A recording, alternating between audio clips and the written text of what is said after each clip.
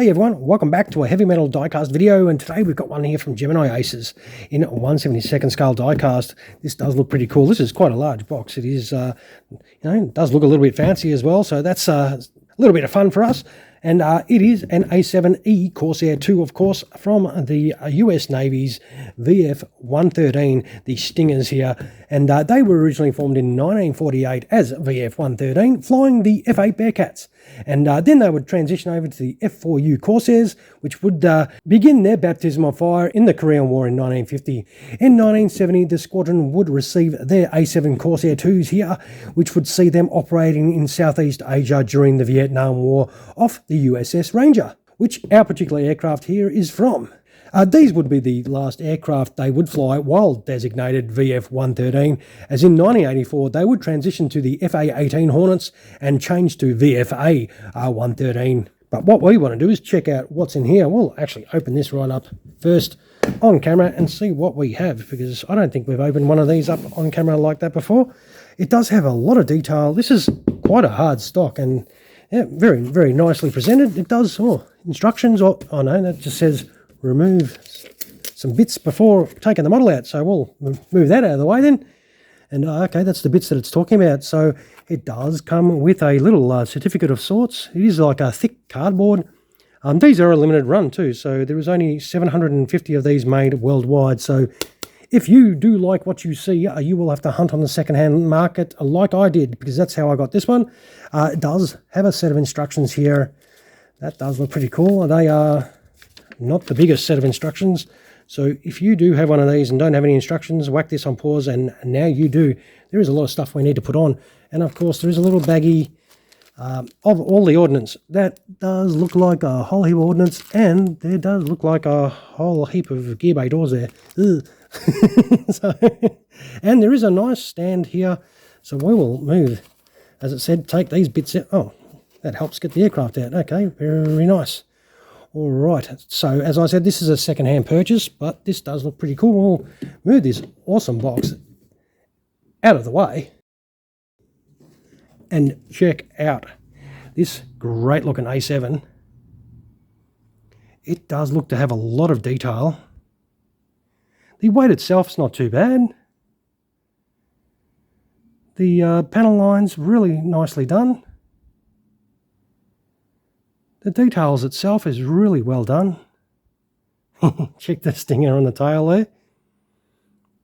That does look very nice. Has some pretty cool engine detail there. Yeah, very sweet.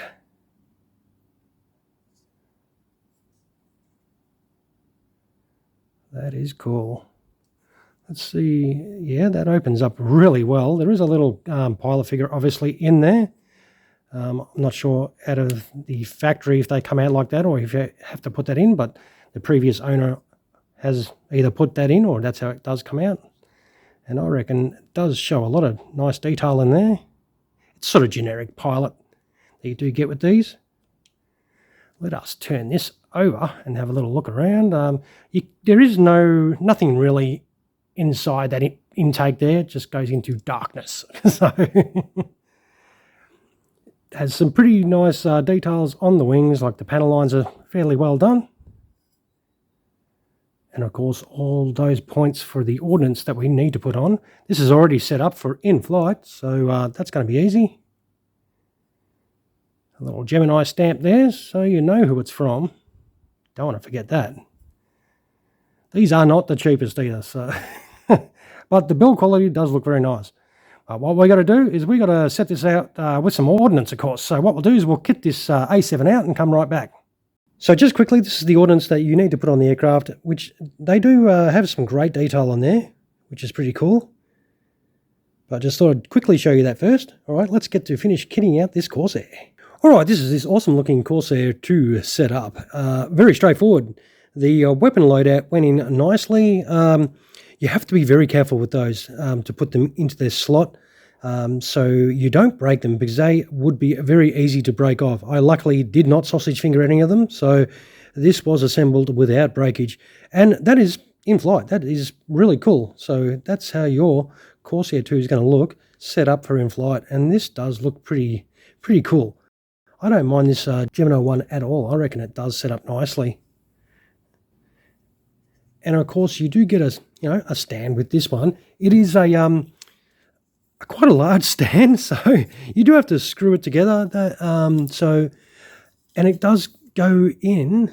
I'm not a big fan of putting them in like this because I'm always worried they can drop off or snap out or slip out, but that is how it sits. So yeah, we will put this on the deck, and that's how your Corsair is going to look on the supplied stand. I mean, it does not seem to be flimsy or anything. The stand seems very, very solid. I don't have an issue with that. I don't know. I'm paranoid. I don't like those stands. I'm a gear down guy anyway, so I'm paranoid of any stand.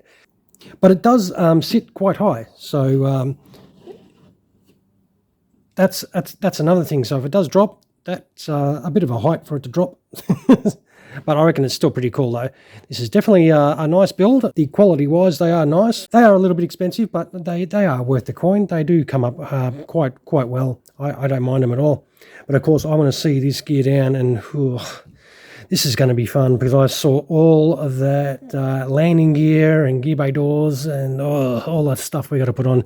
So let's get ready to have some crazy time and set this up in gear down and come back, hopefully, maybe not crazy, just a little bit sane, or maybe just teetering on the edge. We will wait and see. All right, guys, we'll come back in a moment, hopefully, and check this thing out, gear down. So for gear down, this is what we've got to look forward to. Yeah, we'll see how sane I am when we get back after this. Alrighty, here we have this Corsair set up for gear down, of course. Now, one thing you might notice straight away is there's sidewinders there now. When we did in-flight, we did not have anything there. That was because this is what was supposed to go there, but I only had one in my packet, so I could not put them on either side. And, well, quite honest, I do not want spare sort of gaps there and little slits that would have been there, so I just grabbed a pair of sidewinders out of a Witty Wings one and chucked them in there for the purpose of this video. But those are normally, the one that is supplied with the model is normally blank, and you should get two. And another thing with the landing gear, of course, you do get these wonderful little struts that do need to go right in there, and they are really, really hard to do, and I was not in the mood today to really dick around like that, so it goes together quite well without those there. But if you want to set it up perfectly, you will put those in there. There is very little space in there for your fingers, so you'll need tweezers. But the gear bay door, there's a door there, door there, door there, door there, door there, door there for the main landing gear. And of course, you put the main landing gear pieces in themselves separately, and that is your main landing gear done. Of course, without the struts, you do have to put those two little struts on. And then with the nose wheel, of course, it is a gear bay door there and to the other side, and of course the main wheel, which does move around. You can move this around in different positions if you like to spin that nose wheel around. Me, I don't really care. But this is your awesome looking A7 setup for gear down, of course, and it is very straightforward, sort of. There is a lot of pieces, so that's the only drawback, I suppose. They are not sort of one-piece modules that you can just drop in, like Hobbymaster does with a lot of their aircraft. But overall, once you can assemble it, it does set up very nicely. And of course, if you're a gear up kind of person and like yours in flight, you've only got the three pieces and that's job done. So you don't have the headache that I just had. And of course, if we flop this around and hopefully nothing drops off, which it doesn't, and that is how she'll look with her landing gear. We'll chuck this on the deck. And it sits there, yes. So it is assembled okay.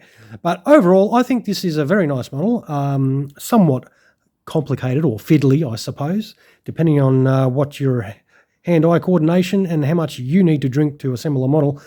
It can be frustrating, or it can be relatively easy for you. It comes down to you personally, of course. And as I said, if you're gear up, you don't have that stress. All right, I'll wind this video up. I'll take some photos of this and chuck them at the end of the video, and you can check this beautiful A7 out without my hands all over it. And if you did enjoy the video, why not throw us one of those somewhere down there? And if you like, feel free to subscribe to the channel. And to all that made it this far in the video, of course, thank you so much for spending your valuable time in watching another one of our videos. I hope you enjoyed this Gemini Aces A-7 Corsair today, and you all have an awesome rest of your day. All right, everyone, stay safe. Cheers.